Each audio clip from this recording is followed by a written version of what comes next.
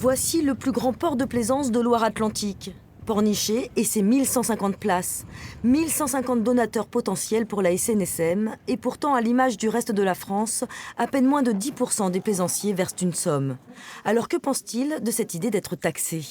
Je ne suis pas contre, dans le sens où faut être solidaire et que c'est vrai qu'il ne marche qu'avec des dons aussi. Donc au contraire, je trouve ça bien, quoi, si ça peut impliquer les gens aussi. Parce que moi, quand j'ai appris que ce n'était que du bénévolat et qu'avec des dons que ça marchait, ça m'a un peu scié. Le fait d'imposer à tout le monde de payer un peu pour la SNSM, parce que ce serait bien. Mais du petit professionnel jusqu'aux les chalutiers, les plaisanciers aussi. Et puis pas les gens qui font de la planche à voile, je veux dire les clubs de voile, les choses comme ça. Imposer quelque chose qui est raisonnable. Déjà, le plaisancier est déjà largement taxé du fait des taxes sur les bateaux, des taxes sur le carburant et tout. Les avis semblent donc partagés. Dans ce projet de loi, les propriétaires seraient taxés entre 5 et 30 € en fonction de la taille de leur bateau. Mais certains craignent aussi que cela fasse fuir les donateurs et les mécènes. La SNSM de Pornichet compte 58 bénévoles et un budget global de 90 000 € que son président peine à boucler chaque année. Est-ce qu'on estime que les pompiers vendent des t-shirts pour acheter des lance-incendies et des bottes pour qu'ils puissent intervenir?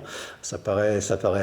Pourtant, c'est exactement la comparaison, elle est là. Nous, ce sont des bénévoles, donc tout l'argent que nous récoltons est mis entièrement pour le fonctionnement de la station et de ses moyens. Pour ce président, il y a donc urgence. Il faut que les choses bougent. Mais ce n'est pas à la SNSM de trouver les solutions. C'est à chacun de prendre ses responsabilités. C'est pas à nous, SNSM et sauveteurs, d'imposer quelques taxes que ce soit. C'est à nos élus, à nos gouvernants, à tous les acteurs du monde maritime, que ce soit assurance, de faire en sorte que nous puissions assurer ce fonctionnement. Et c'est peut-être aussi du côté des mentalités qu'il faudrait changer les choses et prendre pourquoi pas exemple sur nos voisins d'outre-Manche. En Angleterre, 95% des plaisanciers versent des dons à la RNLI, l'équivalent de la SNSM.